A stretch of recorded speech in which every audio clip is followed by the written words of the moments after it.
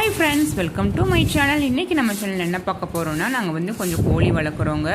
அந்த கோழி கூட எப்படி நாங்கள் ஈவினிங் டைம் ஸ்பெண்ட் பண்ணுறோன்னு தான் ஒரு வீடியோவை எடுத்திருக்கேன். வாங்க வீடியோக்குள்ளே போய் பார்க்கலாம். ஃபஸ்ட்டு வந்து கோழி வந்து அடைக்கிற இடத்துல வந்து நல்லா கூட்டி நீட்டாக பண்ணிடணுங்க. அடுத்து கோழிகளுக்கு வந்து தண்ணி ஊற்றி வச்சுட்டோன்னா அப்புறம் மேய்ச்சலுக்கு போயிட்டு வர கோழி வந்து வந்த உடனே வந்து தண்ணி குடிக்க ஆரம்பிச்சிரும்.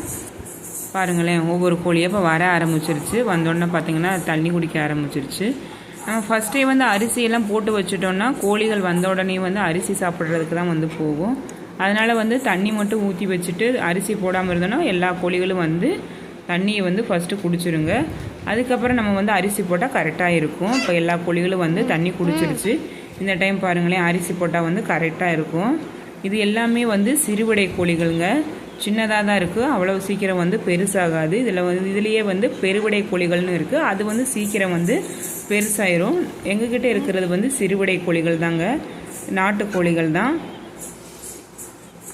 இது வந்து சாப்பிட்டா உடம்புக்கும் நல்லது. இது பார்த்திங்கன்னா ஒரே ஒரு சேவல் இருக்குது எங்கள் வீட்டில்.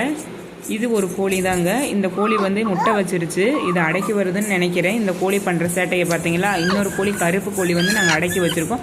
அந்த கோழி கூட போய் படுத்துக்கிருச்சுங்க. அப்புறம் என்ன ஃப்ரெண்ட்ஸ், எல்லா கோழிகளும் வந்து தண்ணி குடிச்சிட்டு அரிசி சாப்பிட்டுட்டு போய் அவங்கவுங்க பிளேஸில் வந்து கரெக்டாக தூங்க ஆரம்பிச்சிட்டாங்க. அவ்வளோதான் ஃப்ரெண்ட்ஸ் இந்த வீடியோ பிடிச்சிருந்துச்சுன்னா லைக் பண்ணுங்கள், ஷேர் பண்ணுங்கள், கமெண்ட் பண்ணுங்கள். மறக்காமல் சப்ஸ்கிரைப் பண்ணி வச்சுக்கோங்க. எல்லா கோழிகளையும் அடித்து முடிச்சாச்சு. பாய்.